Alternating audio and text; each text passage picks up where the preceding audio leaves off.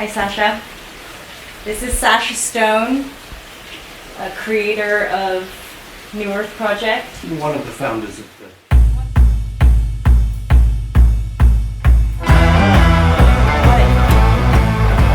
What would be a message to people on the planet that find this course or are attracted to this course of simplifying a practice that helps us, one, feel better, and the way I see it is like accessing this quantum field and our ability to manifest in these broader and higher realms. I'm not one to proselytize or put out any philosophical or spiritual discipline or orientation, mostly because I feel that those are playing into the same old formatting and reformatting, where somebody deems themselves to have the roadmap and then sells the roadmap to others. We just get back into the same old blah blah of hierarchical systems and control mechanisms which don't serve our freedom and our emancipation, our enlightenment. I think emancipation and enlightenment have to be an instantaneous here and now phenomenon that each of us determined to step into once we've had enough of playing with Atlantean fire, so to speak. Atlantean in the tradition of control and power and so on. And the egoic expressions are a sort of echo of that, of the need to play with loud, bright things. The whole Luciferian complex that I speak about is proliferates on the streets in suburbia all around the world, and that's shocking to most people to hear. Most people shuffling along to a synagogue or a mosque or a cathedral or a church do so ostensibly for the right reasons, but in real terms what's happening is an epic harvest of innocence, in a sense, of idolatry, of worship toward idols and icons and ideas and memes, doctrines, dogmas that are out there, placed out there in order to enchant us in toward that false light and away from actualizing self. So my dictum that I speak to always comes back to that, to the need to be very present in the now and to own absolutely the entirety of the hologram that life presents to you in the now, and not to ever regard yourself as a victim of something or someone, ever. But to simply say, well, this is the state of play, this is the status quo, as my soul has projected into this continuum. Here I find a shitty upbringing, a good upbringing, a shitty marriage, a good marriage, whatever it is. But whatever it is geometrically precise to the calling of my soul on its journey towards self-realization, self-actualization. So when you get to that 0 point of owning the entire hologram and going, hang about, I'm not subject to anything. I'm not a victim of anything. Circumstance, culture, family, civilization. No, I simply am. And everything that is in perfect geometric, diametric geometry to the unresolved aspects of self. Let's say if I'm having a pretty shitty life, that's always going to indicate to me that there are aspects, deeply unresolved aspects, internally, so to speak, which I am then projecting that deficit out into the hologram, into the field. And through the laws of attraction, call it karma, call it dharma, circumstance, relationship, events occur, which again are perfect mirrors to who and what I am in the now. So we can only ever unlock the predestined or fated path. We can change that. We can transmute and transcend it, but only once we own that everything that is absolutely perfect in the now to my soul's calling. Now, when I then bring back all the externalizations, meaning to say the religious idolatry, the false light worship, the externalized iconography of society, of music, of culture, of intellectuality, of spirituality, everything that's projected external to self, I should reel back in to a very simple, still point, and then say, I am now going to enter Regenesis. I'm going to become the progenitor, the catalyst of the highest patterns of perfection that I can cast into the field, into the hologram, and then begin that process. So everything I speak about is always going to come back to that same linear. And this is part of your creative field, this beautiful place. Oh, this is my home, and the New Earth Haven here is absolutely is absolutely in the context of what I'm talking about. It's taking a fixed position and saying, I see a more beautiful, more fluid, more resonant reality, expression in this world. I insist that becomes so, and then begin the process of doing it. But you can't do it by rattling cans and trying to raise money or seeing if you can get investors to no one's going to get up, and it's very rare that you're going to get investors or donations to manifest your vision. To some great extent, you have to really begin the process from 0 point, which I did here by sitting in the corner there many years ago, for 14, 15 years ago, was a rice field. And from that singularity point, drawing out the lines and the flow forms and the architectural forms, the spatial dynamics and spatial harmonics. And that then leads to other people coming and going, wow, it's beautiful, it feels right, it feels resonant, and it's an inspirational space.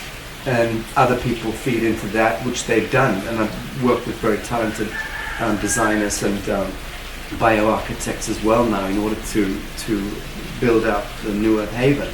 But yes, indeed, that is everything you see pretty much has been designed, manufactured and built here within a day's walking distance from here. And that is important.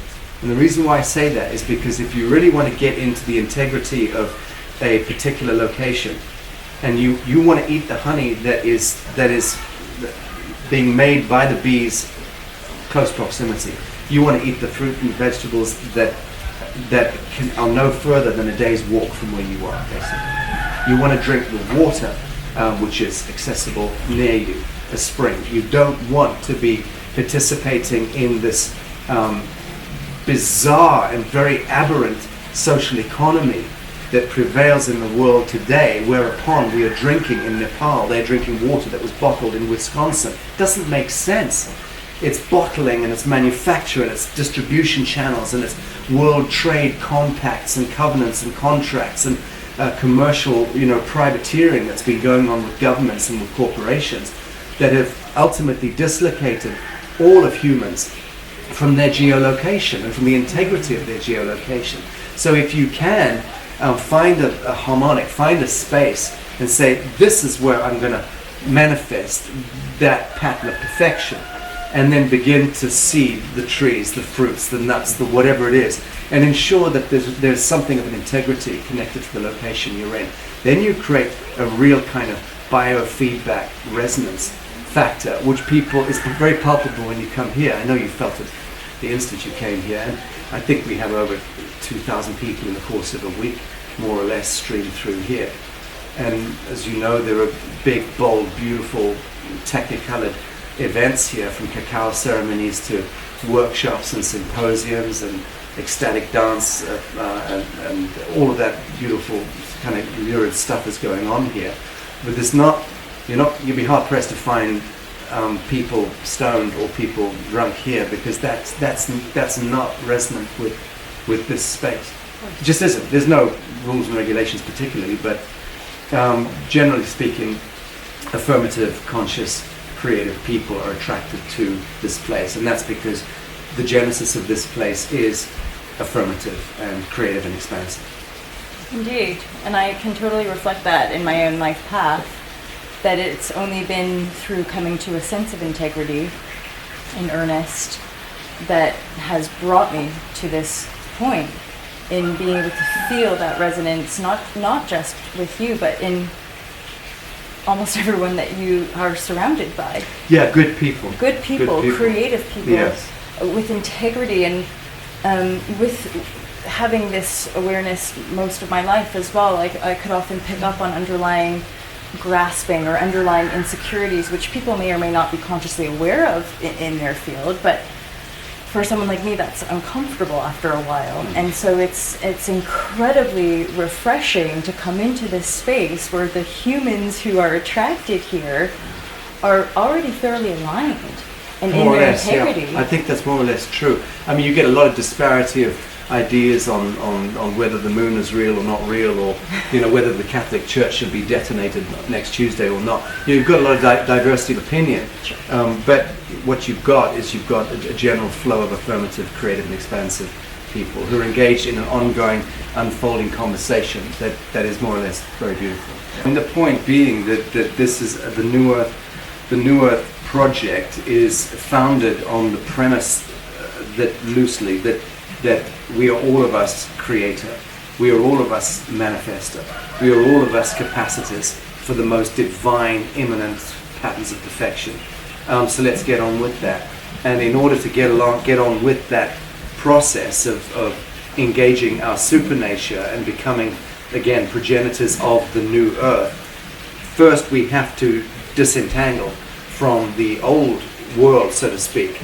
And the old world, of course, that I speak about is the one which is governed by the state and the crown, and by lawlessness operating as legality, which is what a government, for instance, is. It's a colossal technology that has tiptoed and crept into the mainframe and systematically stolen and eroded all real civil liberty and natural law, natural resonance, to the extent that in the 21st century, when we're supposed to be more emancipated than ever before in our history, we are almost certainly more Neanderthal and pagan in our, and that's not in the pagan in the good sense, pagan in the absurd sense, that we are so backward today.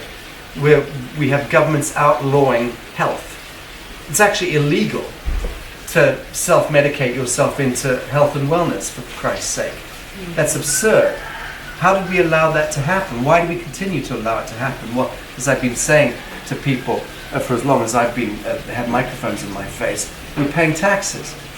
We're constantly feeding the creature that's devouring us, and we're constantly shuffling along to the polling stations in order to proliferate, propagate this binarized fiction of democracy, which itself is an absurdity. And these are the binarized programs that we're oscillating in and bouncing around and imagining that that's important stuff, and that's the kind of reductive conversations taking place in a billion dining room tables around the world, especially in the Western world. As I said, absurd, backward. We can't plant tomatoes in our gardens in most capital cities nowadays. We certainly can't smoke plants or imbibe natural medicines and herbs that can heal cancers and all that stuff. So we're at a point now where we're entirely at the mercy of the corporation. And don't forget, the corporation is an extension of the crown, the state. The state an extension of the crown of old, the old heraldic crowns, the imperial legacy blueprints that we still live by. And the crown is predicated on Cronus, the titan that devours its own young, which takes us into pedophilia and modern slavery and human trafficking and all that stuff. But meaning to say, if we step back for a brief moment into a haven like this, into a bioresonant space, you get some clarity, some distance, and enough for you to be able to say, my God, I'm indenturing my life, my time and my motion into such fiction, into such false light, by participating in the mainframe, by doing a job in order to pay the bills, in order to stave off the man from sending around goons with guns to round me up and drag me off and cage me like an animal because I haven't paid X taxes or played into the draconian system. So that, if that's not slavery, I don't know what is. And it's self-induced and self-affirmed, and it's all part of a kind of feedback, civilizational feedback loop that relies on your abject stupidity to be able to fall into that flow. And by stupidity, I'm talking about the lawyers and the doctors and the academics. I'm talking about the great PhDs out there, the educated masses, the liberal intellectuals, the intelligentsia. I'm talking about them. They are the ones who are supposed to be able to emancipate and see beyond the veil. But truth be told, it is the liberal intellectual educated class or echelon that is the warden, the prison warden. They're keeping it in place. They're ensuring it. Yeah. They're ensuring that the court juridical systems, the court systems, the police infrastructure, corrupt as hell. There's not a police apparatus in the world that is not systemically corrupted. If you want to know about guns and drugs and babies and trafficked children and pedophilia, that stuff is being orchestrated invariably through the arterial system set in place by governments, military, intelligence and policing infrastructures. And that is not to say that all police and military and intelligence people are involved. Absolutely not. As Robert David Steele, our chief counsel of the ITNJ, insists, most of these people are good people trapped in bad systems. And I can tell you, I've had enough conversations with thousands of them over the last 20 years in positions of leadership in all walks of life to know that that position is corroborated. That so many people who are technocrats or bureaucrats or involved in the military or the intelligence fraternity themselves feel absolutely trapped, because by the time they get to a point where they can also get out of that dissonance and see the reality of what they're paying their lives into, it's too late. The pensions are established and the insurance, plans are settled and the kids are in university or whatever. So most people just find themselves trapped in a bad situation and then end up really having to come to terms with that in the sanctity of their own inner silence. So there's a lot of trauma going on amongst good people, educated people, and I feel for that echelon, I really do. But I appeal to all, and these are the conversations I do have with people, which, as you know, are quite irreverent conversations. I just insist, if it's not working, step out of it. Simply step away from it. And it doesn't matter if you're 63 years of age, or if you're 58 years of age, or you're 49 years of age. It doesn't matter what age you are. If you do step into this flame of pure truth, as I insist on calling it, because that's exactly what it is. If you have the courage to step into that flame of pure truth, meaning to say, actualize, really self-actualize, see who you are, see your divinity, see your immanent nature, and then step away from all that doesn't serve patterns of perfection. And that will include your job. That will include you shuffling off to the polling booth. That will include you paying taxes and paying into anything that eventuates into the three pillars which underpin our society, which is war, disease, and poverty. That's it. So each and every one of us is powerful and has the potential to be a divine creator, to be creating a more desirable place to live. Well, we're all creators of the horrors that are out there. So we have this divine or this immanent supernatural capacity to project into the field and make manifest the innerscape. And if you're looking at war and disease and poverty as being the primary pillars that prop up this mutant civilizational model, then we need to own that the war, disease, and poverty are the kind of ghoulish, demonic projections into the field of unresolved aspects within ourselves, both at the individual and at the collective level. But that's connected to again, apprehending oneself and taking full ownership of your own incarnation, your own expression. This is why some people vilify and castigate and hate me, because much of what I speak about is so lurid and so kind of affirmative and so adamant, and then backed up by, I guess, a lot of technicolor and what have you. To some people it looks almost scary, but the scary bit is simply the fact that we are doing it. You know, many of us connected to this movement of self-actualization, and which doesn't have a Bible, it doesn't have a gospel, it doesn't have a doctrine, it doesn't have dogma attached to it. People don't get that either, you know. But it can be that the flame of truth, especially at the collective level, begins to flare in such a way that it attracts a lot of people, also attracts a lot of nasties, you know, and we have to deal with that. There's a lot of attempts out there to take down people like me and the work that me and my crew are doing. There's lots of that stuff about, but there's an overarching support and admiration and love that flows in, which vastly supersedes that negativity. But the point being that the bolder and brighter and more technicolored, more affirmative you can be in this world, the more you can actually drag, you know, beautiful ideas out of the ethers and into manifestation. There is a lot of conflict, not for oneself, but out there for others, witnessing that process, because it breaks so many mores. It breaks down so many assumptions about reality and about how powerful we truly are. So people naturally go, oh, well, there must be Vatican agents, there must be Illuminati, it must be, you know, because it's not possible to manifest bold, bright, beautiful ideas in this world. Well, yes, it is. It absolutely is. You're doing it. People, many people are doing it. We're doing it and speaking to it. Yeah. So I'm now going to just drill in on little nuggets that you've shared. One was about our consumption of food.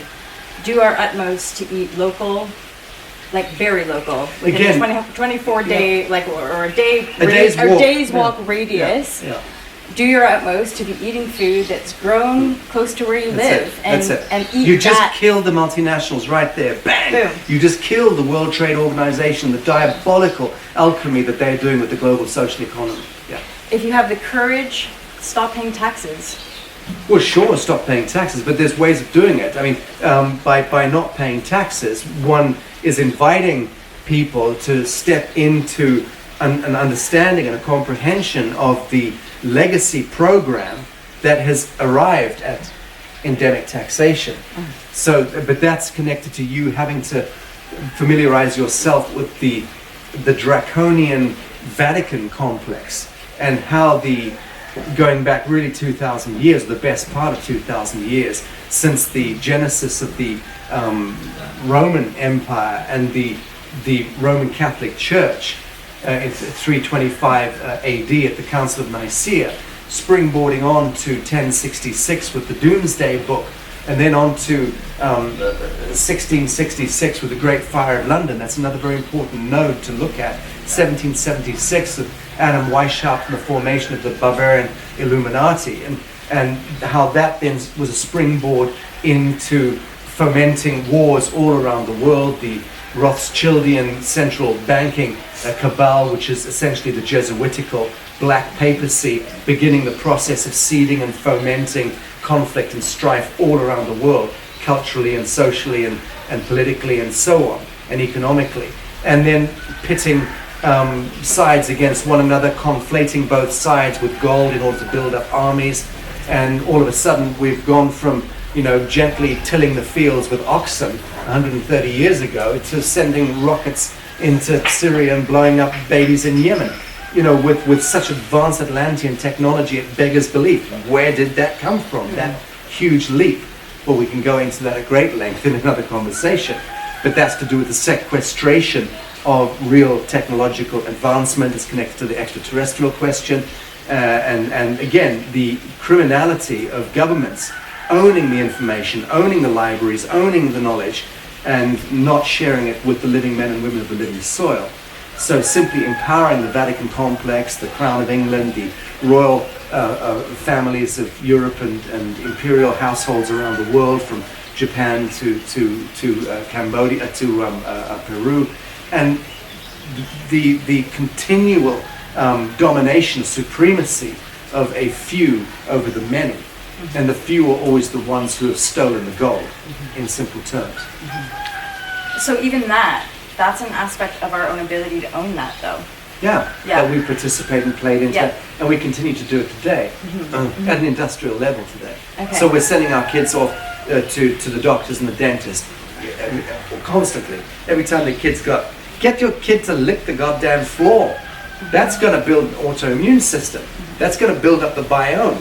Get your kid to eat dirt, soil. I'm not joking. The microbes in the soil, you know, is far healthier for you than any pharmaceutical toxins that you're going to pump into your children, break down their autoimmune system, and effectively gift them with early death syndrome. Well, that's great, isn't it? And we're doing that generationally to our children. Oh, and that's after we've already offered them up to Cronus by registering their birth certificates and literally handing them over to the state, whereupon you are simply a custodian, but the owner of the child, of the flesh, is the crown or the state, which is what gives them the license to come in and steal your kids from you if they deem that it's necessary to do so. In some cases, it may be that intervention is required in these kind of domestic issues, but I can tell you for a fact, 99 times out of 100, they're spurious. Just nonsense, stealing kids from their families. But I'm saying that this is the complex that we have allowed to prevail. It's as serious as that. By paying into the system with your time and your motion, which means your taxes, because time and motion equals tax, right? What you do with your life. Shuffle along to an office and fill out forms for 8 hours a day, or work for the man. Whatever it is you're doing, you can justify it to yourself. It's a crock of shit unless you are making something, building something, which is foundationally resonant, foundationally beautiful, which is why we speak about the elevation of art, beauty, and consciousness over time, money, and fear, as a simple equation of stepping outside of the Babylonian dream spell and moving into supernature and claiming a world and claiming a solar system, claiming the quadrant of the galaxy as our own, and getting rid of these fucking Jesuits, these intercessionaries, these Catholics, these, no disrespect to, to good Catholics, but when I say Catholic, I'm talking about the Catholic Church, which is the greatest example of an intercessionary technology that has tiptoed and crept into everyone's life. Because even if you're a Mohammedan or a Muslim, a Maliki Muslim in the Maghreb, in North Africa, you're still indentured through the US Treasury Department and the Bank of International Settlements, the Bank of England, and the Vatican Bank. Your birth registration certificate, the land that you have, that you think you have in Mauritania or Morocco, that land itself is registered to the central banking complex, owned by the Bank of International Settlements, which in turn is owned by the Federal Reserve and the Bank of England and the Vatican Bank and so on. So the point I'm making is that there's no wriggle room here. You can't argue your way out of this. We are each of us playing in and paying our lives and our life force, our time and our motion into constantly building up a vile Cronus technology which is devouring us and our children and extinguishing our life force. How insane is that as a civilizational source code? You're talking about us birthing and creating something and owning and transforming all the darkness, all the shades, all of our entanglements, and all of our projections, right, that are out there. And thinking that we're these powerless victims against the state or against the banks or against our parents or whoever, right? And it's like, own it all. There is an earnestness in your inquiry, which is lovely to behold, and because you mean it, you live it, and you're on the edge. You're constantly inquiring, constantly placing yourself there in front of the question, and I think that's lovely, and I think that that's very, very consequential. Good stuff comes of it, as you know, because that journey is leading you to ever more beautiful unfoldments and experiences and relationships and so on.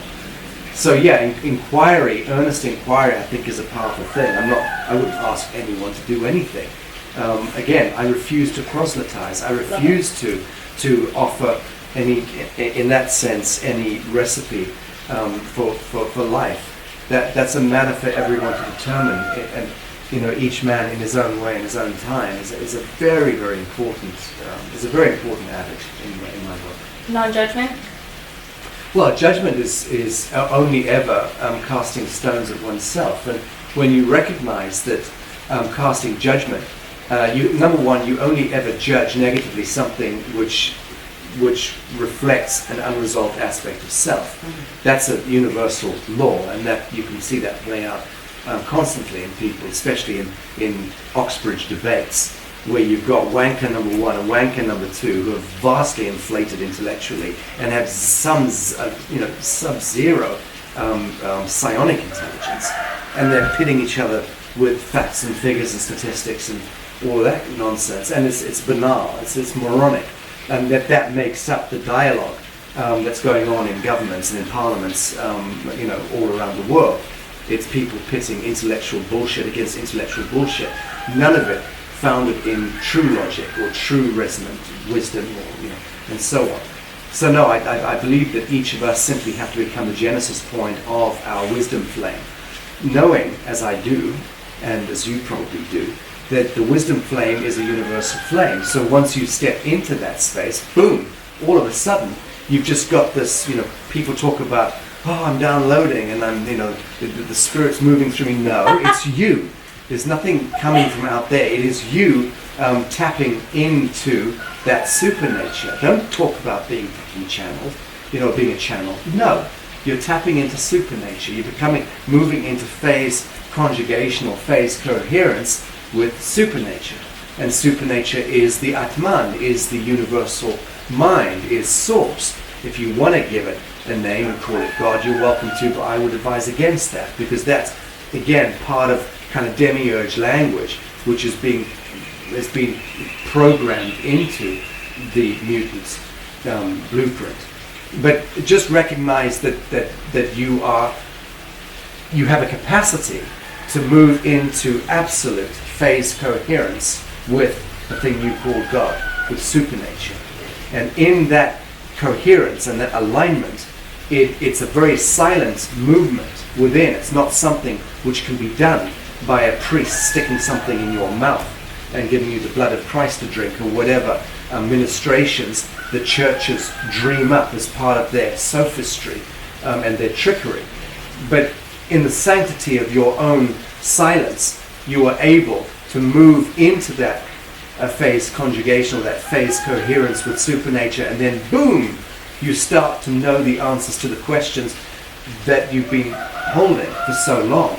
You don't need any longer to consult the books and consult the historical narratives, most of which are utterly mutated out of all recognition in real terms.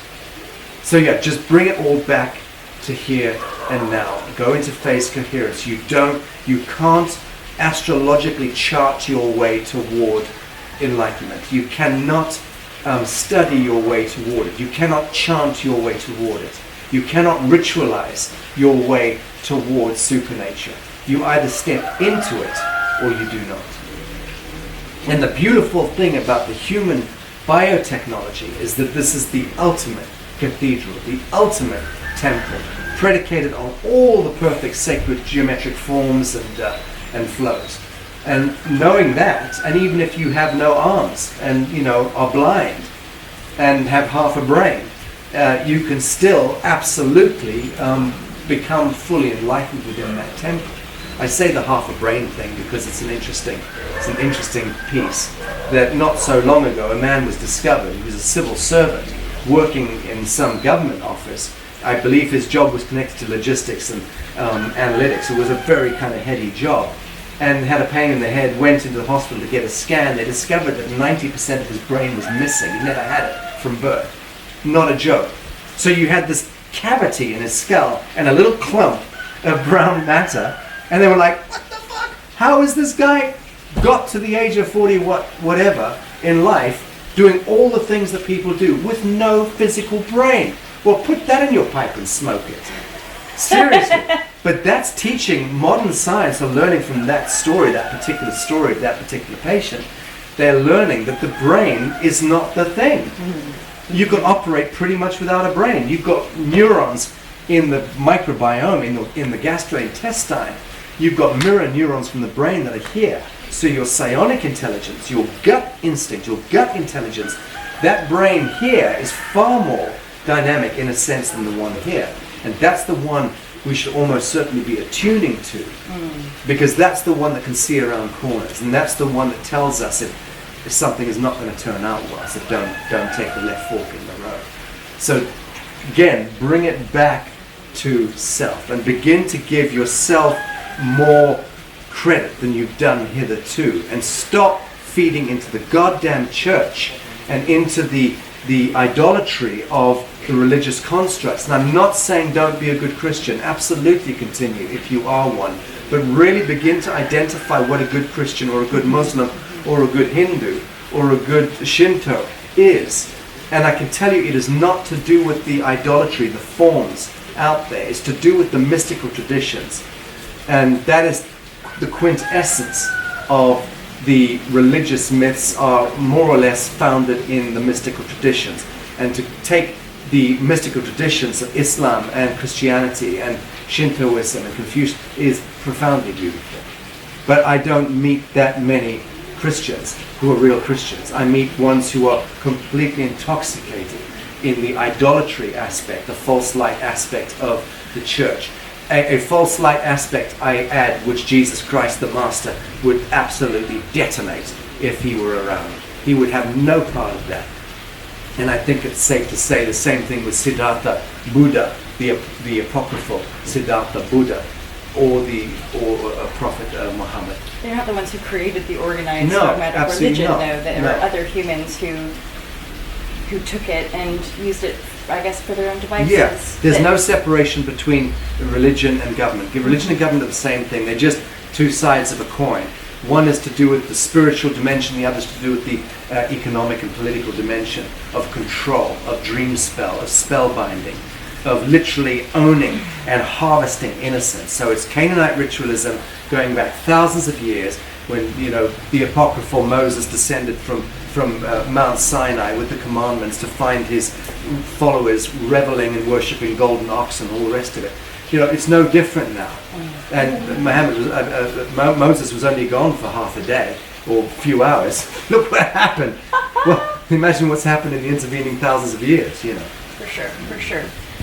So I feel like when I'm here, I'm in the new, that I'm in this sort of quantum, beautiful space. And in my own journey or life experience, the more I kind of let go of control, the more I let go, surrender, love the totality, love the darkness. To salute it, acknowledge it, and salute it.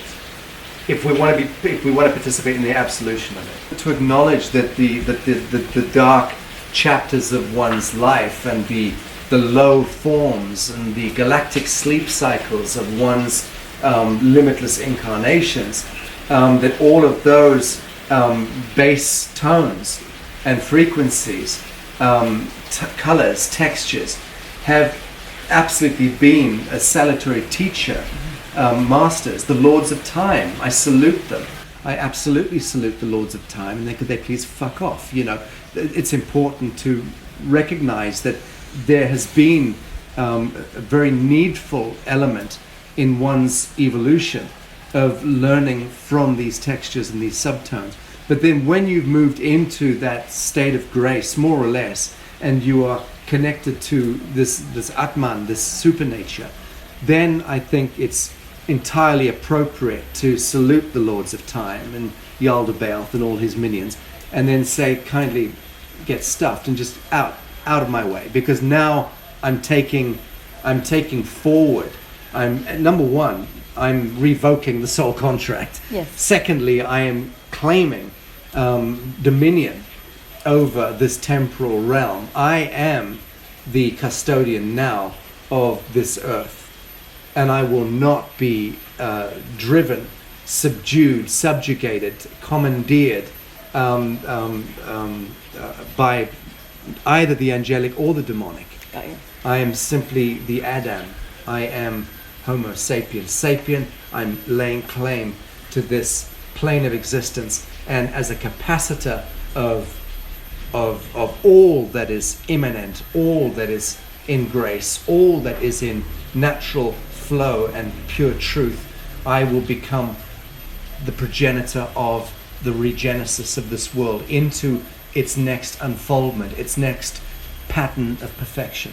And it's such a simple language, but to own it and to embody it is to breathe the sweetest oxygen, the sweetest air, and engage the most beautiful relationships and events and circumstances, because they just seem to flow into an accord when one is more or less aligned to that value set. I say value set because it's not a morality. There's no morality involved.